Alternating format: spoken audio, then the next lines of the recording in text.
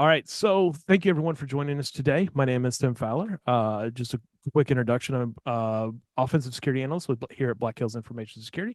I'm also a Antisyphon instructor and trainer, and I'll be launching a new course in 2 weeks from tomorrow called Introduction to Cybersecurity in Space Systems. And this, what we're going to be talking about today, the introduction to software-defined radio for space signal analysis, is an extraction from that. We're going to go in a little bit more detail in some areas and less details than what we go into the class. But I hope you guys have some fun. Hope you guys learn some things. And feel free to ask any questions that you have in Discord. I'll try to address as many of them on the fly as possible. But if not, we'll hang around for some Q&A. So, let's get PowerPoint going. Yep. Okay, so that's me. We've already covered that. So the first thing I want to talk about, real important, everything that we're talking about today in terms of using software-defined radio for listening and analyzing space signals is legal, with an asterisk there. I'm in the United States. I don't know where everyone else is at, but at least in the United States, we are, all of this that we're talking about is protected under the FCC. However, there are a few caveats to this that we want to be aware of. First of all, to listen to any kind of radio signal in the United States, you do not have to have a license, like a ham radio license or anything like that. That is to listen, receive only. To transmit, you do have to have a license in specific bands of the radio frequency spectrum. And there are also some bands that are free to use, such as the ISM bands, that allow you to not have a license necessarily. But just because we can listen to signals and radio stuff and all, there are a couple of things that we have to be cognizant of. First of all, it is illegal, according to the FCC, for us to intercept and listen to encrypted communications. As far as, so we can listen to them, but if we try to decrypt them, that's where we're not allowed to actually actively try to decrypt communications. There's also some ruling around, like intercepting telephone conversations, mobile phones, and things like that. We have to be cognizant of. As I said, there are certain bands if we're wanting to transmit and be able to communicate, which we're really not going to be talking about here. We're mostly dealing with receiving only today, that you want to be cognizant of. And also, if you're outside of the United States, there are various different governance, international laws, and regulations that will say what you can and cannot do. So please check those. For the most part, listening is widely accepted in the world, but please check your region and your governing bodies for that information. So, brief history of radio in space. And this is probably the briefest history lesson that I'm going to give in my entire life. October 4th, 1957, the USSR launched Sputnik 1 into space. This was the first artificial man-made satellite to successfully orbit the Earth. And on board, it had two radio transponders, I think, around 20 megahertz and 100 megahertz, 40 megahertz.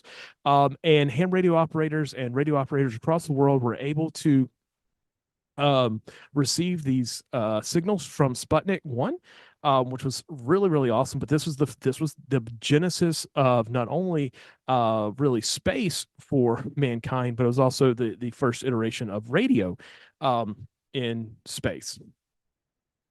And that's the history lesson in space. Everything else has progressed pretty nicely. So when we're talking about software-defined radio and how it's used in space signal analysis, or just in general, we kind of have to look at the history of radio itself.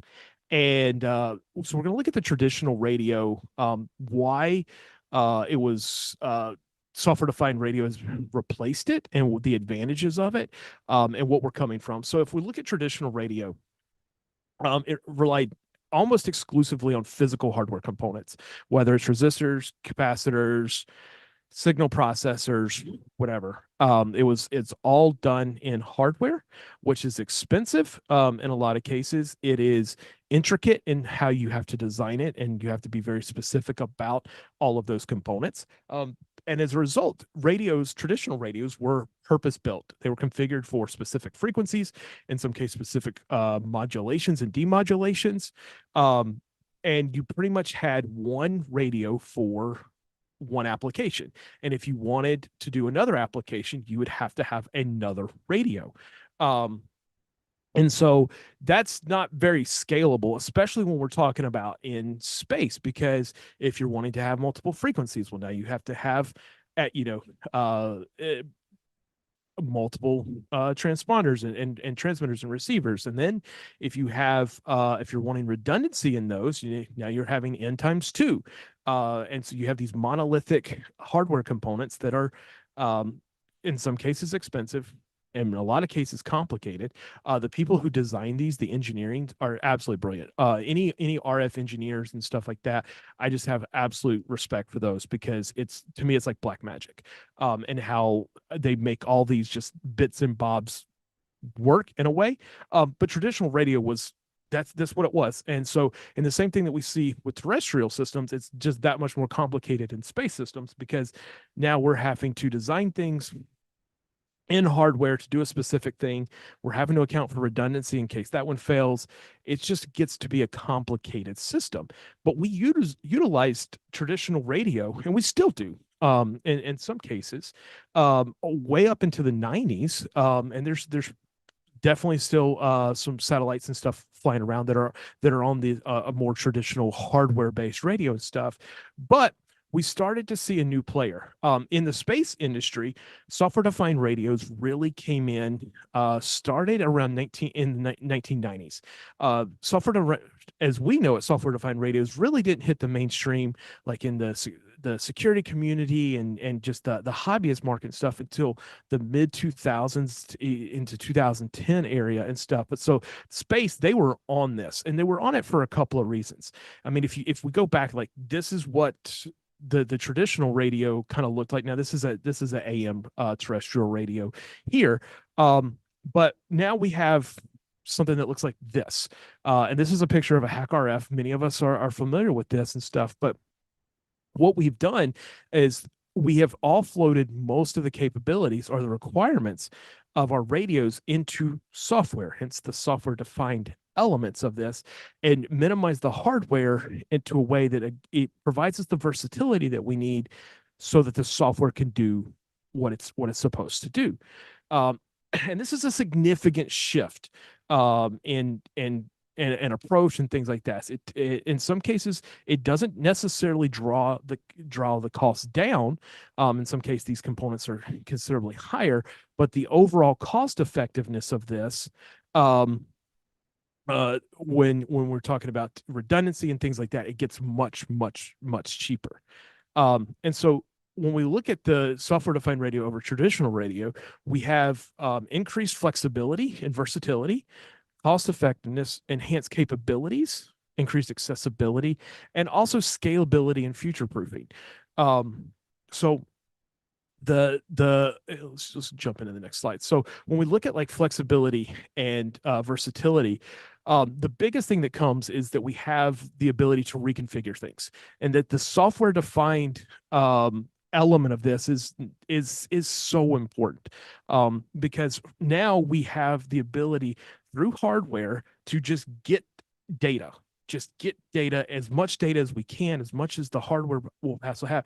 And then on the software side, it gives us the ability to determine what we want to do with that data, how we want to process it, how we want to handle it, and things like that, where previously all of those decisions had to be made in hardware. Also, it provides us a wide frequency range. As it says here on the slides, many of the SDRs that we get they're broad spectrum, from a few kilohertz to several gigahertz, allowing us to be able to tune in to a bunch of different frequencies. You can use a software-defined radio to listen to your FM radio station or AM radio station, or you can listen to your ham bands, or, as we're going to talk about in a little bit, you can use these SDRs to get telemetry and live video from a Falcon 9's rocket or a satellite. It increases our versatility significantly. Cost effective.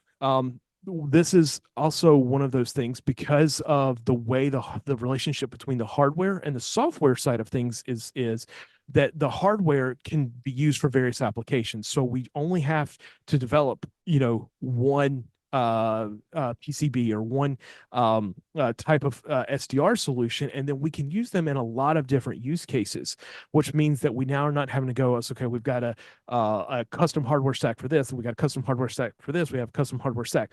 All of that customization is coming up in software, which is in most cases exponentially cheaper to be able to maintain and produce. And then it also gets into the development and the deployment cost effectiveness. It's easier to test new radio functionalities rather than hardware modifications and iterations.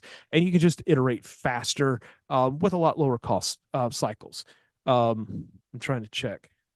I've seen some interesting stuff in Discord. So yeah, we're gonna touch on a couple of things, including the RTL 2832 in just a moment. So the enhanced capabilities. This is pretty much down to the software level. Because we can do it, we are not relying on the hardware to be able to do the signal processing and things. We're relying on software. We're able to implement much more complex algorithms, noise reductions, enhancements that would just be basically impossible in the traditional sense. And it again, it allows us kind of multi-purpose operation that we can do multi-functions at the same time, where we would necessarily have to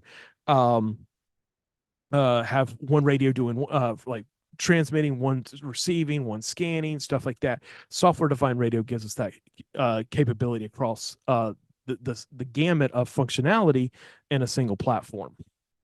And then accessibility. This is kind of the key thing in the role that SDR has played in space systems from a general user perspective, is that we were able to get our hands on it. It is specialized hardware, but it's cheap specialized hardware, and it allows people to actually play around with it. It's not limited to these massive radio deployments and specialized hardware and stuff. It's literally things that we can get off the shelf. You can go to Amazon, you can go other places and be able to buy this, play around with this. And so this made it much more accessible to us. And once we had the accessibility, then people started realizing, hey, we can actually do things with it and do some really cool. So it also allowed for innovation and experimentation, both the hobbyists, academics, and professionals as well. And then scalability and future proofing. This is one that I don't see a lot of people talking about in terms of software defined radios and stuff like that. But it's a fundamental thing because we have a hardware platform that was designed to be highly capable, wide spectrum capabilities, in a lot of cases, lots of bandwidth that can be processed and stuff. That we're just one software update away from new functionality. So this allows to have much longer longevity within the usefulness of a SDR solution. But it also allows us to be able to customize this.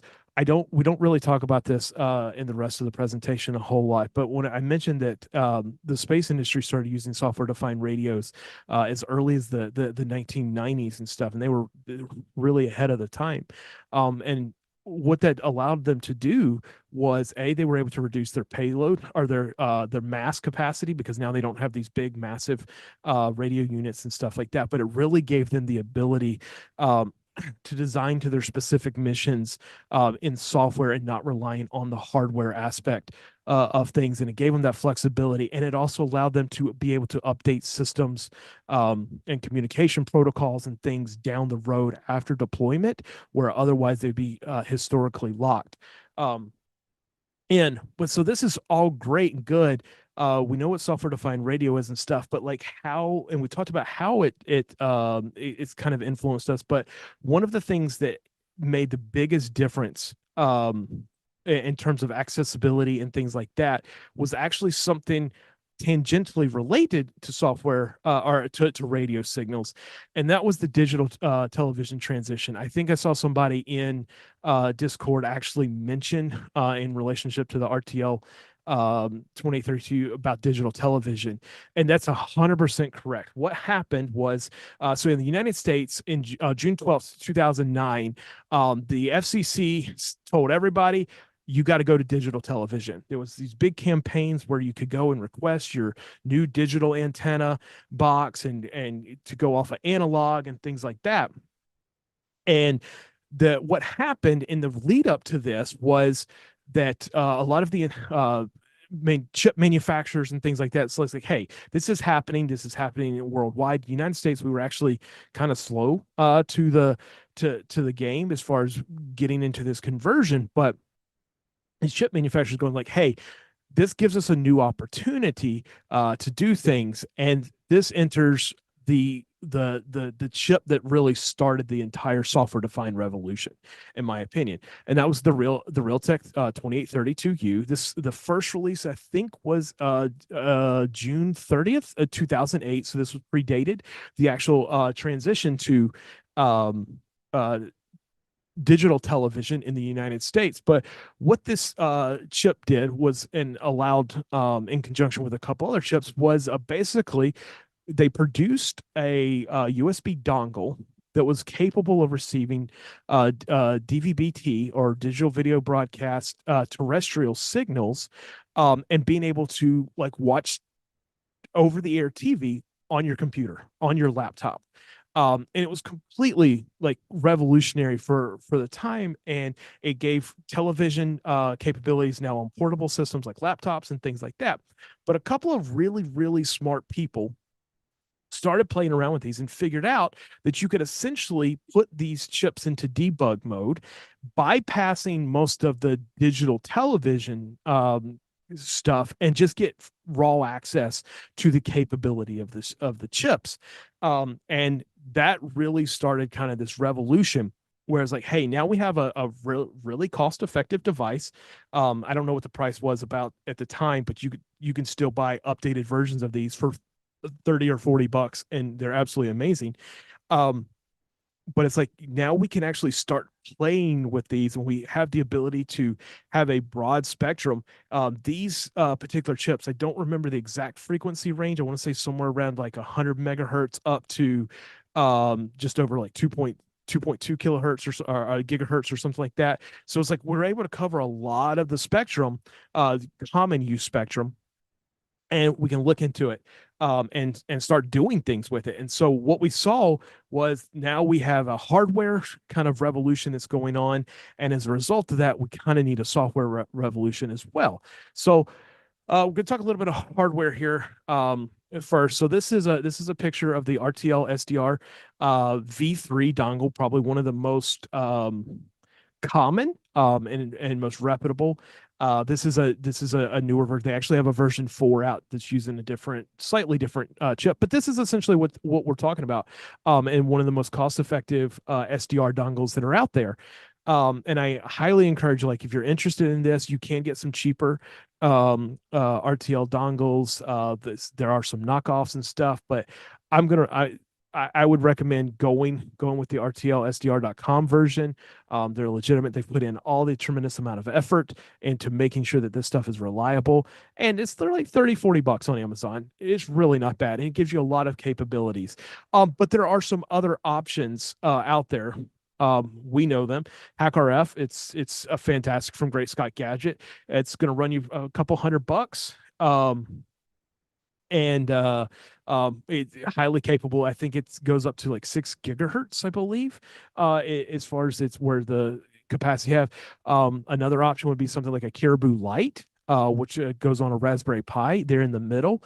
They range from about 80 to 140 bucks, depending on whether you want the 6 gigahertz version, or if you want to stick with the sub gigahertz spectrum. And then you get all the way up to like the Kraken SDR, which I think is also produced by real RTL SDR as well, which is effectively like 5 of the RTL SDR dongles, like all put into one box, which just gives you immense amount of capability and stuff.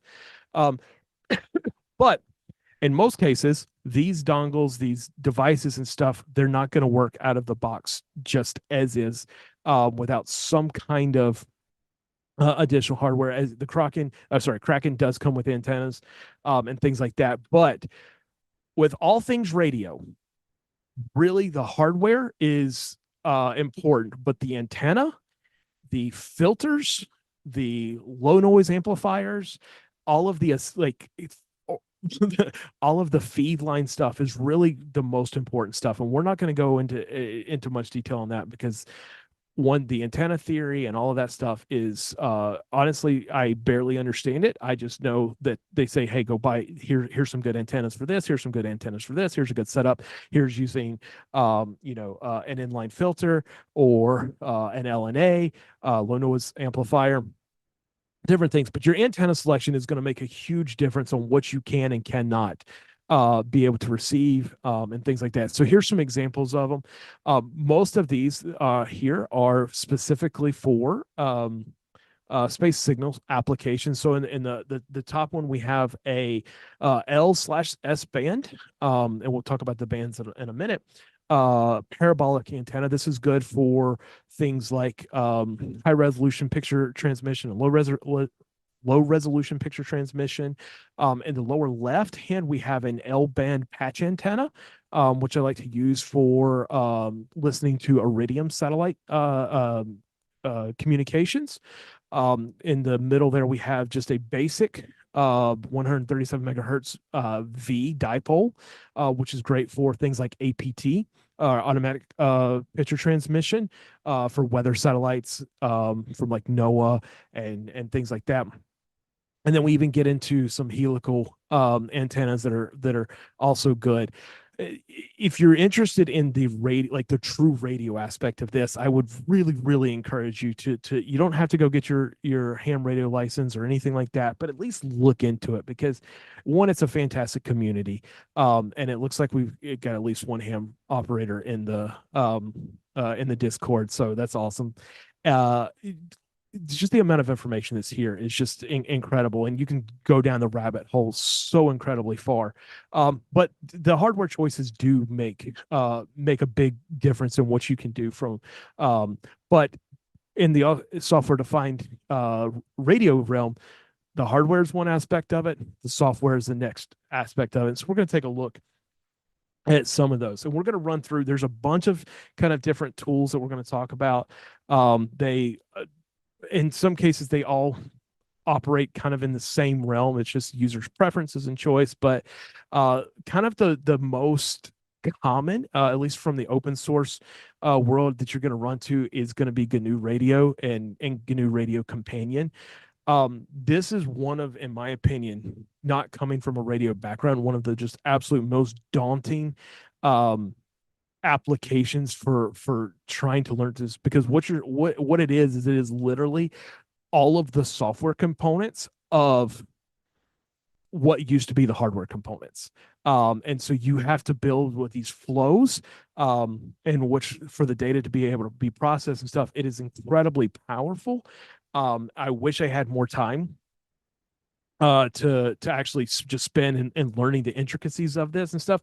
But luckily, there's a lot of tools that are built off of GNU Radio that give us the ability of kind of hitting the easy mode button, and that's kind of the approach that I have taken in my own research and endeavors and stuff. But highly capable, probably the lowest level as far as like just being able to tweak every little variable and thing like that, get the most out of your SDR capability and stuff. But there are some other options. We're going to look at those. So one, especially for the Windows people out there, AirSpy's SDR Sharp. I've had a lot of fun playing around with it.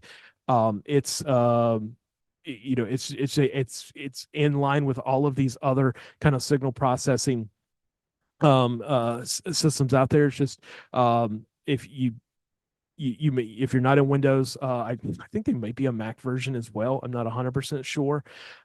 There's also SDR plus. A lot of people have started migrating to SDR plus for reasons that I'm not quite 100% sure, because I haven't been tuned into that community as well. But this one runs is multi-platform, multi-architecture. So that's an option. Then you have one of my favorites is GQRX. It's actually built off of GNU Radio. You can install it very easily, like in a Linux distribution or anything like that. But most of these softwares solutions are going to give you generally the same kind of ability. It's just a matter of what kind of your preference is and from an interface and things like that. A last one that's also very popular is Cubic SDR. There's a few others like SDR Angel. There's just a lot out there. Somebody's in chat saying AirSpy runs on Windows and Linux, not Mac. You're probably correct. I think I had that wrong. So what we have some hardware, we have some software that gives us the ability, and most of these softwares that we're talking about, they're just gives us the ability to tune in to a specific frequency, demodulate, and to be able to listen to these signals and stuff. But like that's all well and good, but what does this have to do with space signals? And so now we're going to get into the actual space specific parts. So to start off with, we're going to take a look at the bands. I mentioned the RF bands a little bit earlier, and there are a bunch of them, and they're basically broken up into segments of the radio spectrum, and they have different use cases and different applications depending on what the requirements of the space system and things like that. We have things starting all the way on the left are starting with VHF. There is HF, and there's not a ton of systems that are still utilizing HF in terms of actual space systems. Terrestrial radios, absolutely. But in the context of space systems, not a whole lot are taking advantage of VHF or sorry HF. But when we start to get into the VHF between 30 and 100. 30 and 300 megahertz, we'll start to find stuff, especially around the 135 megahertz portion of that band. We'll see things like our NOAA satellites for APT transmissions and various things. As we get up into the higher bands, really starting at C band and upwards, these tend to be more specialized use cases, especially the higher frequencies like the KU, KA, and up. Tend to be reserved for inter-satellite link communications, not so much from ground to space. So you won't not too many software-defined radios that I'm aware of even have the capability commercially available for being able to listen to these ultra high frequencies. But and a lot of times we just won't necessarily even see them because they're reserved for inter-satellite links and things like that for constellations like Starlink and stuff like that. When we're talking about space signals analysis, we're really looking on the left-hand side from the S band, the 2 to 4 gigahertz and downward is where we're probably most likely focus. But so how do we get started? First of all, I would absolutely be remiss if I didn't talk about a Reddit a subreddit called Amateur Satellites. This is one of my favorite ones to just go and play around with. I just look at stuff. It's a fantastic community. It's not a very large community, but it's a very informational community. They include a bunch of how-tos. I've included links here on this slide, and there'll also be at the very end of some guides on how to set up your equipment, what equipment you need, antennas, filters, things like that. If you're interested in this stuff, this is a great place just to start. It's kind of where I got started, and it's just been an invaluable resource and stuff. But let's move on. So if you spend any time looking at this stuff, the one of the first things and the most common things that you're going to see is a software program called SatDump. It stands short for satellite dump, and it is a tool designed for decoding signals from satellites. It caters to amateur radio and satellite enthusiasts, but the amount of work that has gone into this is absolutely incredible. They have both what they call pipelines and plugins, and I don't know what the count is, but I think they're supporting like somewhere in the realm of 100 different satellite transmissions as far as the configurations and stuff for being able to decode those in. So they have done so much work that allows us to just go, it's like, hey, I've got my antenna, I've got my SDR, I want to go listen to this satellite. get a transmission, be able to decode it. Most of the groundwork has been done for you by utilizing sat dump. So absolutely shout out to those developers. It's active developed. It's in fact, a lot of the developers are active on the subreddit Amateur Satellites. And so it's a great way to be able to interact with it. So here's just a simple screenshot from SatDump. You've got a couple of different options. You can do offline processing, which is really cool. So if you use one of the other software-defined radio tools that we've kind of mentioned, or some of the other ones that are out there, to record your raw audio or the IQ files, then you can process those offline using SatDump. It also has a recorder function. That it can control your SDR as well, and you can just record directly in SatDump and stuff. But it has a lot of capability and stuff, and it's probably the best all around tool out there, and it pulls from a lot of different other projects and stuff. But this is where you want to start out if you're wanting to get into space signals analysis whatsoever. But if you're really wanting to go full bore, want to look at something called Dragon OS. And I think I saw somebody post a video in the chat. Dragon OS is a custom virtual machine, as well as Raspberry Pi image, I believe, as well, that a gentleman has meticulously built for the last couple of years. And it is basically the one-stop shop SDR solution. Anything you want to do with SDR, whether it's space signal analysis or just general radio stuff or whatever, that it's in Dragon OS. You don't have to do, there's basically no setup. There's no installation of packages. In most cases, it is just plug and play, boot your VM, and you have all your tools available to you. And it's just absolutely incredible. So some of the features, as I mentioned, you have pre-installed SDR tools, including GNU Radio, GRX, Cubic SDR, a bunch of others. SatDump is in there. SIGDIG is in there. NOAA APT is in there.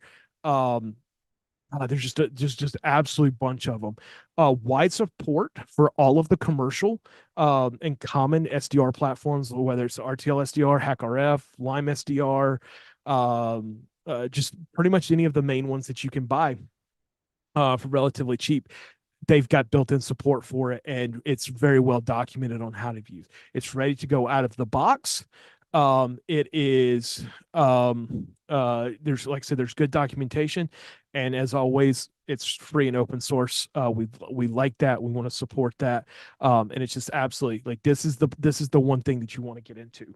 But you have so we have hardware, we have some software, but how do we find the signal? Like, how do we track and determine what satellites are available to us and stuff like that? Everybody in the chat, you guys are killing it because you're like so far ahead of me, and I love this. So one of the most common tools, and the ones that I like to use, is a tool called gpredict. And gpredict, it's in Dragon OS as well. It is just that. It is a prediction tool that allows us to track and predict when a satellite will be passing over a specific location at any given time. The way gpredict works, it uses something that's called TLEs, or two-line elements, which is on the right side of your screen. Not going to go into detail as far as exactly what all of this means, but it's basically a model of information that allows not just gpredict, but any kind of satellite tracking system to accurately predict where a satellite will be both in the past and in the future. So it makes it really advantageous to be able to do this. So it's like, so you know when a satellite is going to be. There's a online tool called NY2Go as well, that can do the same thing if you want more of like a web-based form. It's Into.io, to be able to do this. I like to use the GUI client. There's also like iOS and Android versions for being able to track satellites and things like that. And we'll go through a little demo here at the end, at the end. So this is where you would use gpredict or some other tool to be able to kind of predict where your satellite is going to go. If you look in the image here on the left, I set up a pseudo ground station called BHIS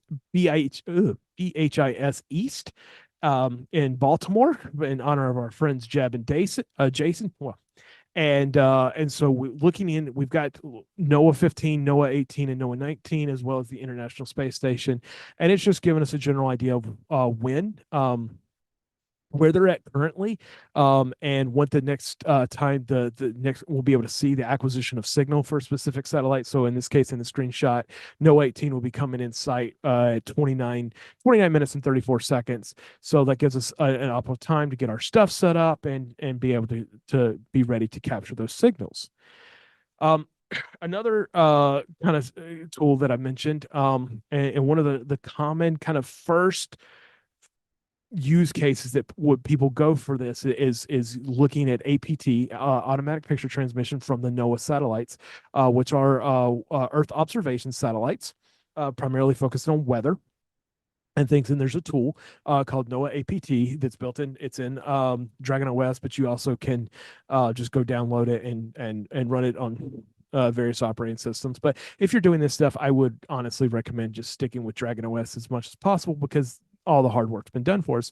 But what this does is it takes a raw file or a WAV file that's recorded from the transmission, and it decodes the data and allows us to actually see the imagery. And we'll try to do that here in just a few moments at the end. But you can do more than just weather, satellites and things like that. In August of 2016, there was a presentation done on decoding data from Iridium satellites. So Iridium is a global constellation of communication satellites. We're now in the second iteration of the Iridium network, called the Iridium Next network, that facilitates satellite-based communications across the globe. It's a really cool constellation. If you ever want to take a look at it, it operates in low Earth orbit. But what these individuals figured out was that they were able to use software-defined radios to actually capture the signals, process them, decode them, and listen to the contents that was of the communications that was taking place. As subsequently, they've released a toolkit, a collection of actually tools. So they've got the Iridium toolkit, as well as the GR Iridium, which is the actual GR Iridium is what allows you to capture the bursts and stuff, and the Iridium toolkits the post-processing elements and stuff. And this is really cool, because this was like one of the first big instances of like, hey, these like super nebulous concept of satellite communication. Yeah, this $30 RTL dongle is able to with a patch antenna could go and listen to communications that we're traversing over satellite links, and it's really cool. I would share a demo with this, but in the last one that I recorded, it actually caught an emergency 911 phone call, and so we're not going to share that today, just for privacy reasons and things like that. But you'd be quite surprised at what you're able to listen into. Another option operating in the same L band would be Inmarsat, which actually is probably a lot more active than the Iridium Next network. But there's tools and stuff like that. But previously I mentioned that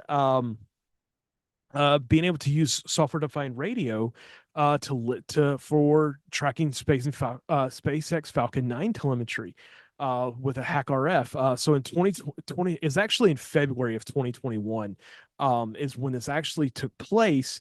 A couple of intrepid hackers with a hack RF and a homemade antenna was able to tune into the second stage Falcon 9 telemetry, just using some off-the-shelf SDR, as well with GNU radio, to convert this binary signal into plain text. And they were eventually able to get a live video feed of the stage 2 LOX, the liquid oxygen tank, which SpaceX was very nice, and they would show that during their webcast, but then they would cut out.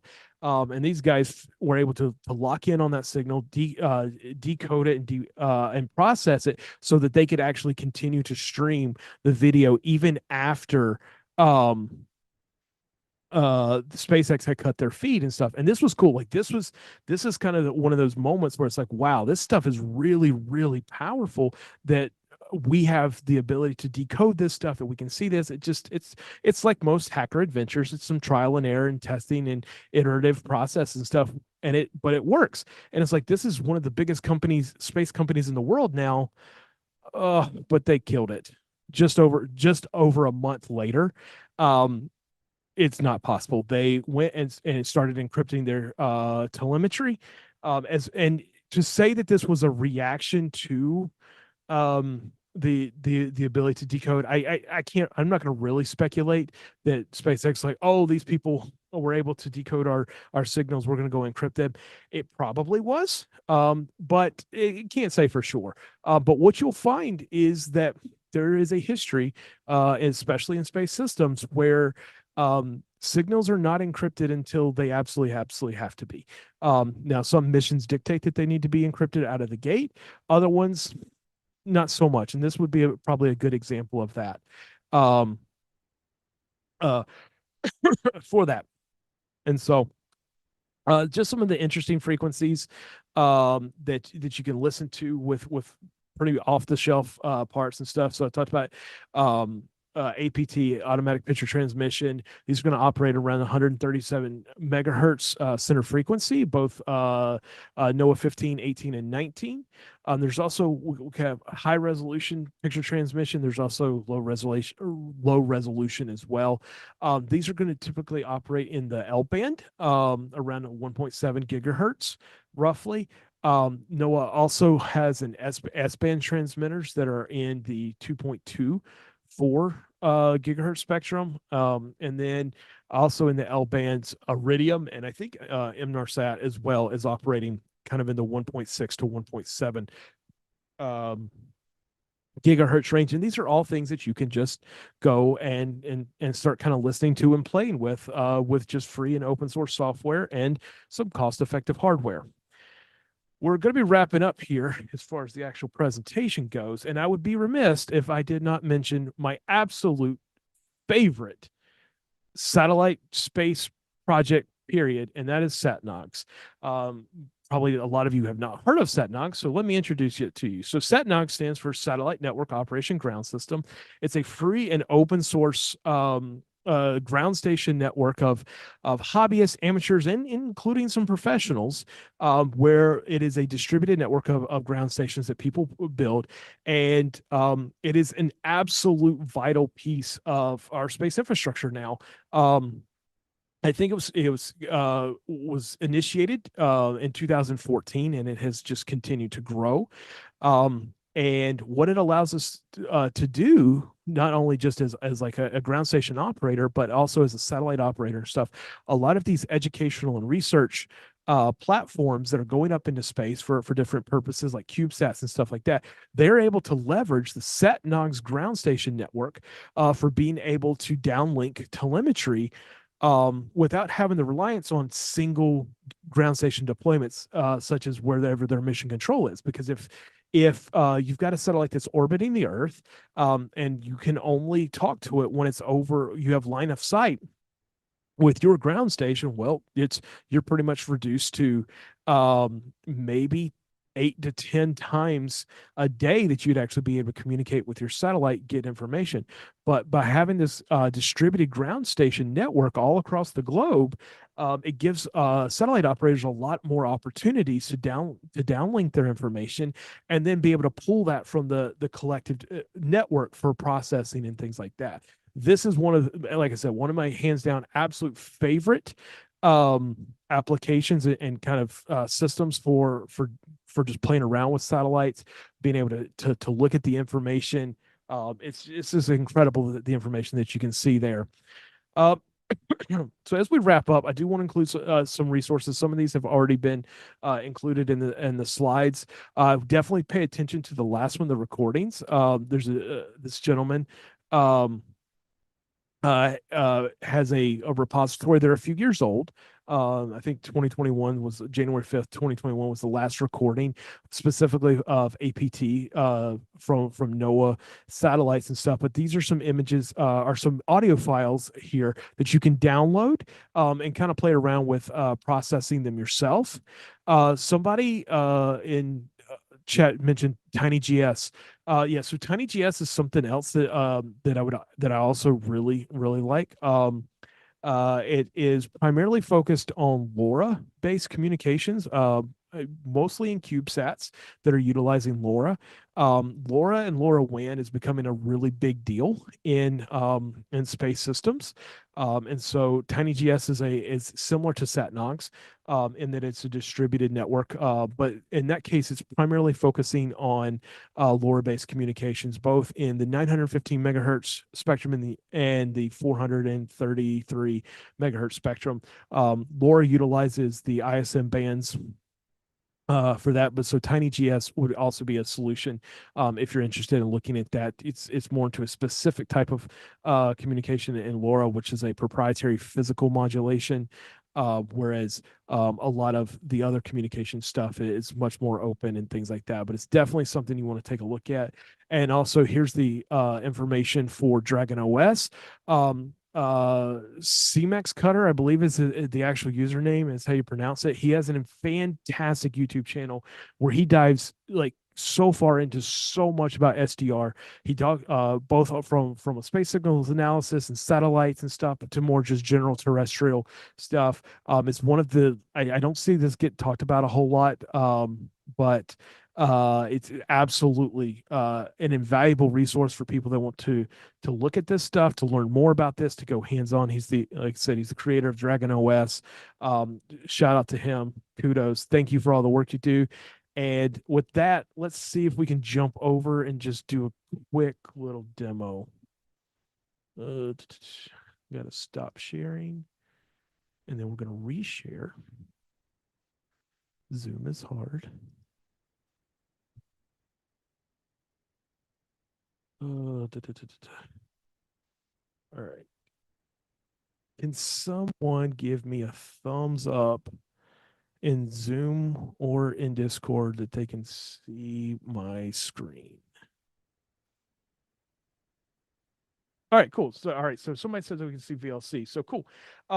So I'm going to try to play this. Hopefully you guys will be able to hear this. So what we have here is a recording of a APT signal from NOAA 15. This was back from 2001. And when you're listening to, or when you're actually capturing these signals and stuff, this is what you're going to hear. Hopefully you'll be able to hear it. I'll turn up the volume just a little bit. I don't want to blow anybody's ear out.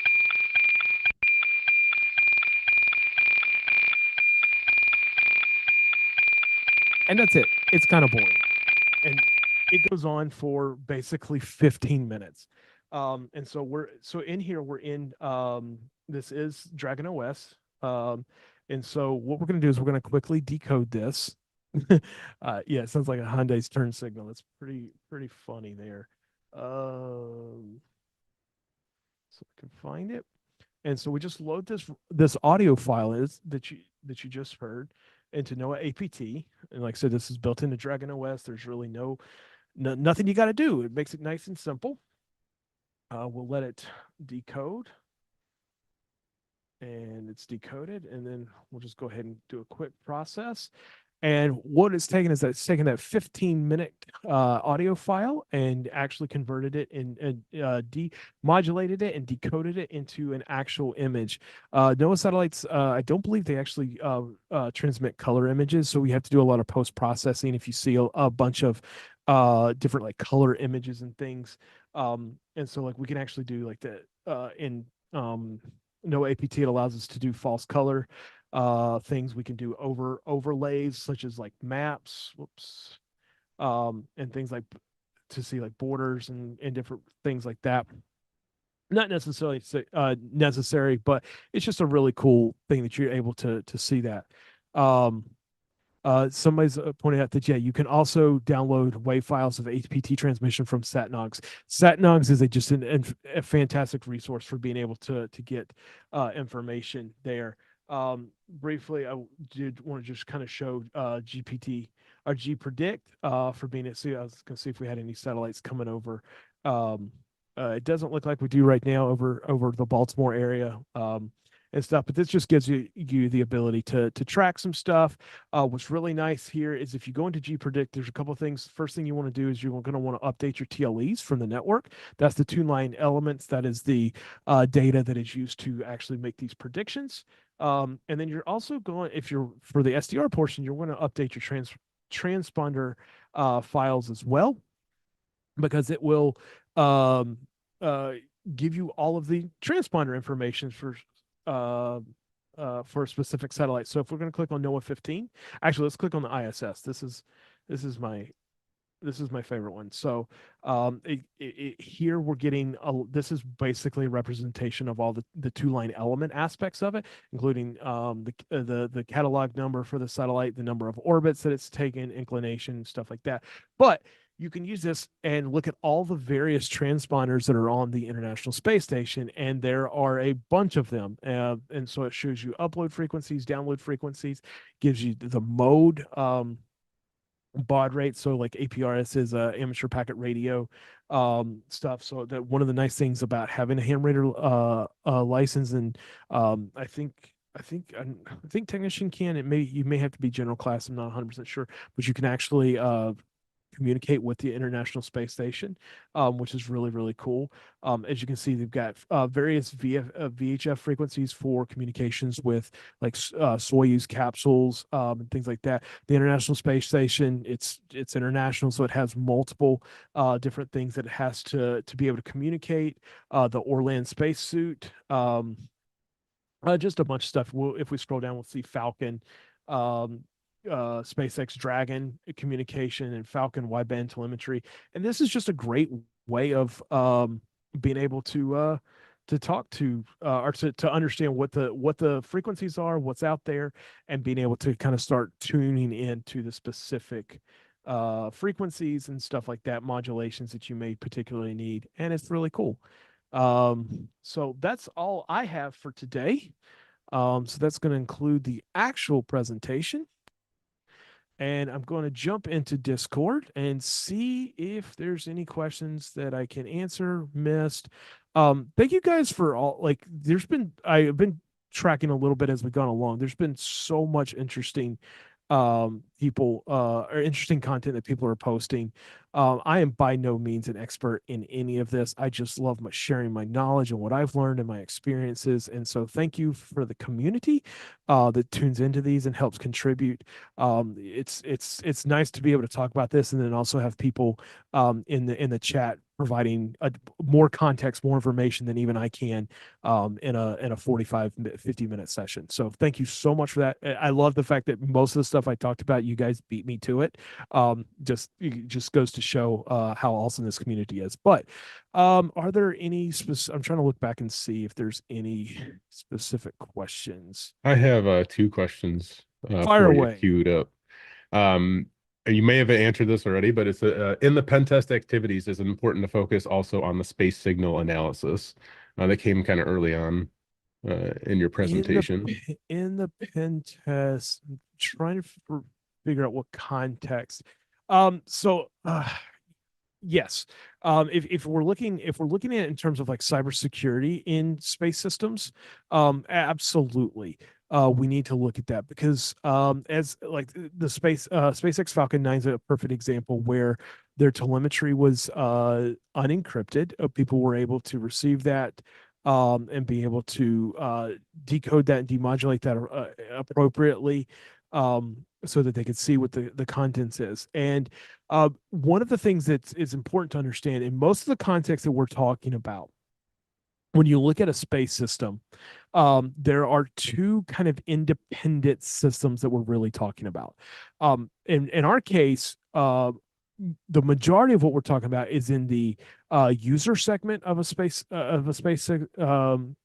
system, or also the payload of a actual satellite. So for like a NOAA satellite or a weather observation satellite, you have what's called a satellite bus, and that's doing all the satellite-y things as far as management, power generation, command and control, telecommunications and telemetry and stuff. And then you have the payload on top of it, which is actually producing all the images and transmitting all of the data back to us. And so if you're looking from like pen testing a space system or whatever, you're definitely going to want to look at the signals. You're going to want to make sure that encryption is being used. You're going to want to make sure that authorization is being used on space signals. You're going to want to look at your processes, like what happens when encryption fails, because encryption does fail for various reasons, due to the constraints of operating in space and things. How do you fall back to open communications safely to then, when encryption does fail, to then reestablish communications? We're going to cover a lot of that in my class that's coming up. So if this is something that you're interested in, I would definitely encourage you to take that. Shameless promotion there, but we do get into a lot of the reasons that the space signal analysis is important, and what it means for a space system, because not only are we looking at things like, these signals in most cases are intended for us to be able to observe, and be able to interact with them, but not all space systems are designed for that, but they may still be accessible and available to us. So I'm not sure if that exactly answers the question, but hopefully it does. Awesome, man. Oh, Yeah, I see one. yeah, go ahead, Where do man. you If you see see a the question, go future? ahead and pull it. Yes, where do you see the future going from industry standpoint? Do you think there will be a call for red team in space? So that is the question that I'm trying to collectively answer today. With so where I see things going is that, with the democratization of space, we're seeing a proliferation of more and more space systems being deployed, more and more companies doing it, not just at the nation state government level kind of things. And so there are a lot of standards, there are a lot of recommendations, there are a lot of little bits and pieces on how to do this.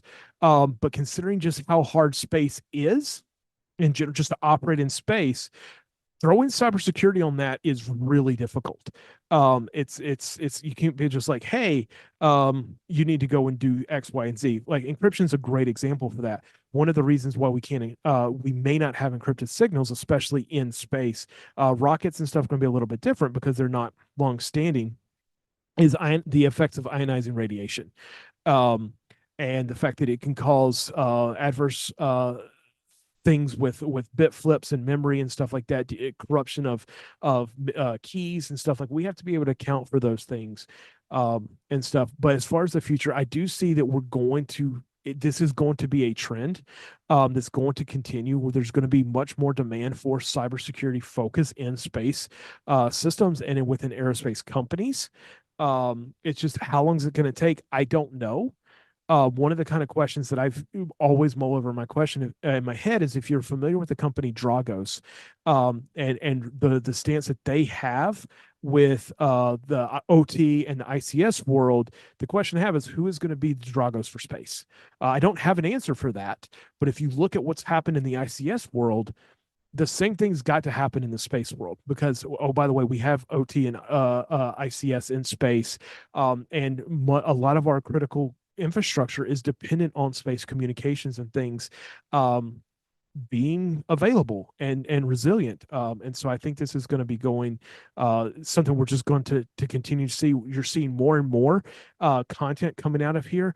I've got my classes coming up. There's also, I think, I saw someone else post about Angelina Saboy's class through Pentest Magazine. It's absolutely fantastic. You should go take that. We're starting to see there's a trend upwards of people um, taking note of what's going on, how accessible things are becoming, and how the legacy model just isn't working anymore. And so we're trying to work on that. There's a great book that I would encourage people to look at. It's cybersecurity, and I think it's called Cybersecurity in Space. Actually happen to have a copy right here. It's written by a gentleman, Jacob Oakley.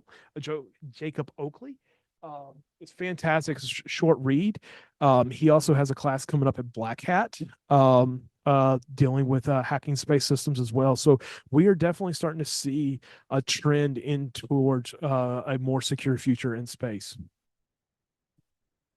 This is a question that came in, and I'm actually curious about this too, but what are the legal considerations that people should be aware of? So most places listening is okay, but transmission is regulated. Yes, But yes. that might be true everywhere. Yes, so it's gonna be true everywhere as far as what you are allowed to transmit and on which frequencies and things like that is going to be locally governized. But based off where you're, for us in the United States, we're the FCC. I have my technician's license, which gives me the ability to broadcast on specific frequencies with specific power outputs and things like that, and stuff for the general kind of use cases. Everything starts with just listening. We've got to listen first, um and to be able to stuff. But if we're looking into more of the actual being able to hijack, take over satellites and stuff like that, that's, it's illegal. Like, and short of a company hiring us uh to go and pen test and to try to break this stuff, like, ethically I can't go and do this. That's part of the reason why I've built entire virtual environments for being able to simulate this stuff in a way that we can do it safely and legally, keep everybody out of jail. And we talk about that in the class and some upcoming workshops as well. But yeah, you definitely need to make sure that you're taking into account the legal um frameworks that are for where you're broad or from where you're operating at, to make sure that you're in compliance and stuff. We're not supposed to break encryption and various things like that. But most of this is really has to be done in a partnership and context with the actual operators and the aerospace companies. Sure. Yeah, it's so crazy, man. This is like such an interesting topic for me because recently I saw a video of a guy who just had looked like a regular walkie-talkie and like a handheld satellite, and he like talked to the space station, and I was like, that is that legal for one? Yeah. And like that's just wild. Like it was so cool to see that though. Yeah, yeah, and again, it's all based off of what is permitted in your country, and whether you have license permissions to do that. I mean, the radio's frequency spectrum is heavily monitored, and ham operators don't like you messing with their signals, and because it's not just radio communicate, it's everything from military to emergency services. I mean, everything's existing, and we want to make sure that we're being good citizens, and respecting the boundaries that are set forth, to just so that we don't disrupt something unintentionally. There are a lot of rules around, how you set your ground stations up and your radio shacks and stuff like ham shacks, stuff like that, to make sure that we're being good stewards. And it's from my experience, the ham radio community is absolutely fantastic. Just an absolute wealth of knowledge. Just go look at chat and you'll understand just the amount of information, the willingness to share and stuff. But at the end of the day, it really does come like, we want to be good. We want to be good citizens. We want to make sure that we're abiding by the laws so that we can continue to play in this spectrum, because the FCC could one day just go, nope, not again, you're done. For sure. Here's a great question. If you were doing a pen test for a big company like Walmart, for instance, that operates its own satellite network, would you explore satellite infrastructure and signals as a potential foothold in a standard network pen test, or would that only happen in a dedicated satellite focused test? uh it depends on the scope of the actual test. um but I mean, if I could, absolutely. Not necessarily an initial foothold. Persistence, that would be satellite persistence would be fun. And we talk about this a little bit in my class, because for the ground station is the ground segment is the most vulnerable, in terms of easily accessible for exploitation and things like that. But a lot of those constraints are being moved to the cloud, and that brings up a whole new line of vulnerabilities and passive escalation and stuff like that. And so, yeah, if it was in scope, I absolutely would recommend looking at it as far just to see what's possible uh, with it, looking at what type of data um, you can get, and being able, can you persist on that satellite or persist within the ground station? Can you manipulate that traffic? Yeah, if it's in scope, go for it. But if it's not in scope, don't touch it. I just shared your class on the screen for everybody so they could Awesome. see it Thanks. for sure. Share another Yeah. link to it. Yep. Yeah. Somebody was posting about the Viasat retro hack 34 1958. Yeah. The Viasat hack, we cover this pretty heavily in the class because it is the perfect model for so many different things. As far as like what can happen, what went wrong, what they did to remediate it, and stuff. And I don't I won't go in a lot of details, but it was a two-headed attack that came in both from the ground station segment or the ground segment, as well as the user segment, to effectively knock some 45, 50,000 satellite modem terminals offline on the eve of the Ukrainian invasion. We will keep politics out of this. You can read, there's plenty of details as to who is um, has been attributed and responsible for this and stuff. That's not really the point, but yeah, if you're interested in looking at like when things go bad, um you definitely want to look at the Viasat because that's an amazing case study. Yeah, I'm genuinely so excited for your class and to see you at Hackspace Con. Like Hackspace Con is going to be awesome. yeah, and since like 2020, I got like super into Star Trek, and I never watched it really in my life.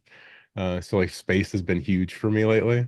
So yeah, again, super Yeah. stoked for it. Well, and and once you get into this stuff, like you can't watch stuff without going like, oh, I see it in a different light. So I went back and I mean I've loved space for so long, and but I was sometime last year I was going back and watching Apollo 13, and like that movie has so much more meaning to me now because like I like there's like Oh, I understand the little just things that are in passing that they're talking about, like when they're like talking about trying to avoid gimbal lock, and the reaction control systems, like for just most people, like that just that dialogue means nothing. But now, having gone so deep into this, I'm like, oh, first of all, kudos, like Yeah. that's you got it right. And two, it's like I understand what that means and I understand what the ramifications are for that and stuff. So it's like, yeah, and that's the cool thing about learning is like when you do learn this stuff, you start to see things in a different light. You start to see it pop up and go, okay, I understand that. And then it also just makes you appreciate things like Apollo 13, which is a fantastic movie anyway. But as you go further into the analysis, and it would actually kind of be cool to do a webcast of like what they got right in the movie, and why it's such a big deal, and putting it into the context of what it actually meant for the mission and stuff. But yeah, it's so cool. Yeah, that is awesome. When you do see that stuff like out in the wild, you're like, oh yeah, I know that now. I learned about that or whatever, and you can relate to that. Yep. Such a cool feeling. Um, do you anticipate an increase in attacks in this area, especially with the lack of frequency encryption? Um, so I think yes and no. I think from an RF base, not as much, because we are seeing more and more use of encryption and things like that across the board as technology becomes more accessible to standard users like ourselves and things like that. We're up in the ante. Every time somebody comes up with a new technique and capability, it's kind of the red team blue thing, the whack-a-mole, and that race of like, okay, red team comes up with a new technique, blue team comes up with a detection, and we kind of sort of stuff. But where we really have to look, and in all honesty, is actually looking into the cloud, as things migrate into the cloud, for the ground control, mission control networks, and things like that. Attack vectors that we've never really taken into consideration, where it used to be like physical threats, like physical locations, guards and fences and security systems and cameras and stuff like that, as well as your traditional networking. Um, that stuff all goes away, but the entire ecosystem of the cloud, and we look at so many cloud breaches, um, through phishing, through device code, instantiation, all of these techniques that we use as red teamers and pen testers all the time to pop our corporate customers. Now that's hitting the space segment. All of the major cloud service providers, AWS, GCP, and Microsoft, all have what they call ground station as a service, where you're able to utilize their um, diverse topology and network of antennas and transmitters, and you just plug your systems into that. And so now your data is traversing these shared links and stuff like that. There's just a lot of security considerations to take into account. Supply chain issues is something we have to definitely take into consideration with the commoditization of space, where I can literally just go buy a satellite and bolt my own stuff onto it, and they're like, yep, here you go, good to go, you just integrate this, bam. Well, any of those vulnerabilities that are in that component that I bought, or the satellite bus that I bought or whatever, that is shared with 2,500 other customers, or 5,000 of my deployments, now we're talking about a very significant issue. So it's not that we're going to necessarily an increase. I think we're just going to see a shift in focus, because the attack vectors are moving from one place to another. And then there's also stuff, other mitigations, things like optical communication is definitely becoming a new up and coming thing, um, that mitigates against some of the issues of RF, and being able to listen in and stuff like that. One of the big focuses, that we're definitely going to start seeing, and we already have, is satellite to satellite communication, and being able to, I mean, literally, we already have ISRO, or um, intelligence, reconnaissance, and surveillance satellites that are just monitoring other satellites, monitoring the communications and stuff. Imagine, take like Starlink, for instance. Their goal is like some 40,000 node constellation and stuff, and being able to intercept those interlinks, um, or alter those, and man in the middle is not the right kind of term, but be able to just kind of interact with those things. And one of the things that we're going to do at the end of the class, as long as time permits, is we're actually going to run a lab where we're going to simulate as being a rogue nation state that has a deployment, and we're actually going to hack a satellite from a satellite. And that is definitely kind of where the next generation of capabilities is going to come from, is using the existing um, ecosystem, being able to take advantage of legacy systems, things that have been up there for 20 or 30 years where security was never designed, and using modern technologies to take care of that. Awesome. So I'm just sharing your course here on the screen for everybody so they can check out. But we'll put a link in the Discord as well. Um, I went through all the questions that we had queued up here. If anybody has any other questions, go ahead and throw them in the Discord chat. But yeah, this class is coming up March 14th and 15th. And just so everybody knows, on March 13th, from 11 to 4 p.m. Eastern Standard Time, we're going to be doing the most offensive con that ever offensive. So this is a free con that you guys can join. We'll have a few speakers there. And of course, on the following days, Tim, you'll be there doing your Yep. class. Yep. Very much Exciting. looking forward to it.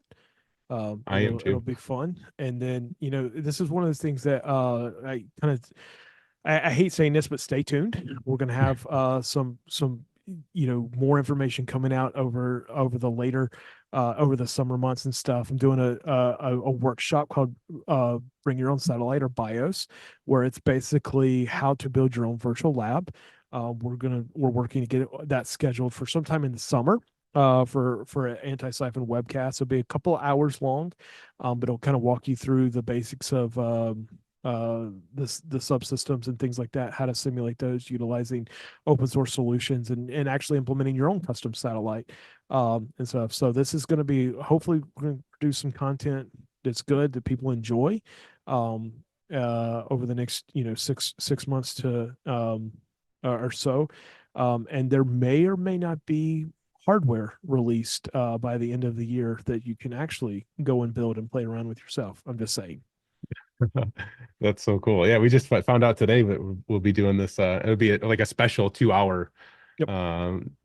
like live, well, yeah, like workshop. Yep. Sorry, I'm like struggling to find that word, but Yeah. yeah, Yeah. Yeah. Play, yeah, plan to do it live. Nice thing, it'll be recorded that way because it's 2 hours. It's a lot of content, and can't really cover all of it, but give you the basis and give you the repositories and the give you the launching pad, if you will, for being able to go do this do yourself. yeah. And we're also going to be running it at Wild West Hacking Fest. So if you're out there and you want to actually take it in person, I will be doing both teaching my class and doing the workshop. The class will be as pre-conference training, and the workshop will actually be part of the Wild West Hacking Fest. So bring your laptop and come hack along. Yeah, for sure. I cannot wait for Wild West Hacking Fest this year. It is gonna be a That's the great time. best. It's the best, man. It, it's that it's definitely, I think, even before coming here, it was my favorite con that I went to every single year. I've said that Yeah, I for the mean, last few it's years now. I still miss DerbyCon, rest in peace. But I mean, it's not to toot our own horn and stuff, but it has the same Derby. It has that vibe. And it's just really cool because it's all about the community. And as a BHS employee, um, like, we do it all for you guys. Our community is amazing, and we want to just give you the best and greatest content and information that we can. So thank you for help letting us do what we love to do. Yeah, I couldn't have said that any better myself, for sure. Like, yeah, we love helping, and that's like what Wild West is all about. Like you said, the community. And it's so great to see that. So if you guys haven't checked out Wild West Hack and Fest, definitely check it out. There's a YouTube channel out there. There's YouTube videos out there where you can kind of see like what that experience was like. I would definitely go and check that out. Um, find the link to that. But anybody else have any other questions? Did him say that the training in March would be available at Wild West in person? You're doing the 2 hour workshop at Wild West, Yeah, correct? so the training class will be available. I don't think we've actually started promoting Wild West Hacking Fest yet. I think that's coming in the next couple of weeks. But yeah, so that will be the training class will be in person on site. And if everything goes well, I don't really want to go on record in saying this, but I'm going to go ahead and say this. It is a special version of the class because it is the hardware edition of the class. Instead of running on virtual machines and things like that, you're actually going to get to play with some real hardware to be able to do this. Hopefully, if everything works out, fallback it'll be virtual, but we are planning for the hardware edition. That, and then the workshop will be in person as well as part of Wild West Hacking Fest. Um, and that'll be that part of the actual conference, not the pre-conference training. The training will be in person only, due to the hardware constraints, though. Still so freaking cool, man. I love it. Cannot wait. I don't see any other questions in the chat. So if y'all would like, you can have some time back for the day, have some fun, learn some new things. Of course, if you guys have any questions for us about training, Kyle can join you in the breakout room that It you is can open find on now. Zoom. Yeah, so you guys can pop in over there. I'll see you over And there. yeah, I'll join you over there in a few minutes. Tim, man, thank you so much for being here, sharing your knowledge with us. It was phenomenal, man. Like, it's such a cool thing. Like, I'm so jealous that you get to do this for a living, for real. I'm spoiled. I'm not gonna lie. I it's I I mean, I love, I do pen testing. That's my job. That's how I pay the bills, and that's what BHS pays me for predominantly.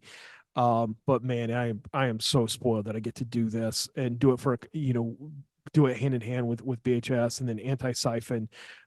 It's just ugh, I can't. I probably do take it for granted on a daily basis, but Yeah, this is awesome being able to share my information and my research. Like again, I will never claim to be an expert in anything. And I'm always willing to learn that I've done something wrong or whatever, but it is just so cool to have the opportunity to share with you. And hey, come take the class. Come learn. You can do this too, Zach. I really want to, man. Like I'm Do it. being dead serious. Like Do it. I So really want to learn there's about also it. there are plans to go to do on demand with it as well in the future. I don't know the timeline for that. It's probably June or July or something like that. Um, but so we'll have opportunities that if you don't want to take it live, you will have the ability to do it on demand in the future. Awesome, dude. I cannot wait. Can't wait. Um, Thank you so much for being here with us today, man, and sharing again. I said that already, but I really do appreciate it. I know our students here who joined us today, they really appreciate it as well. It's fantastic.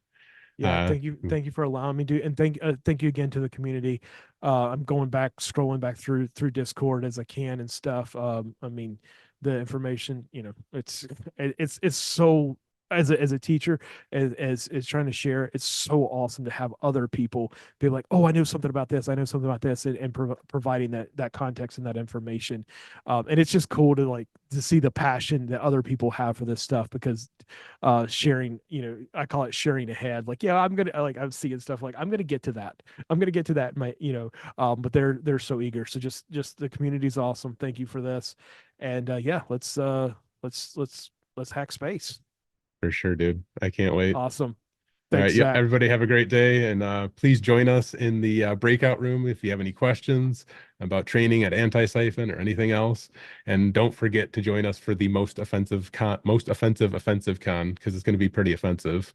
And that's on March 13th. So please join us. Can't wait to see y'all there. Have a great day.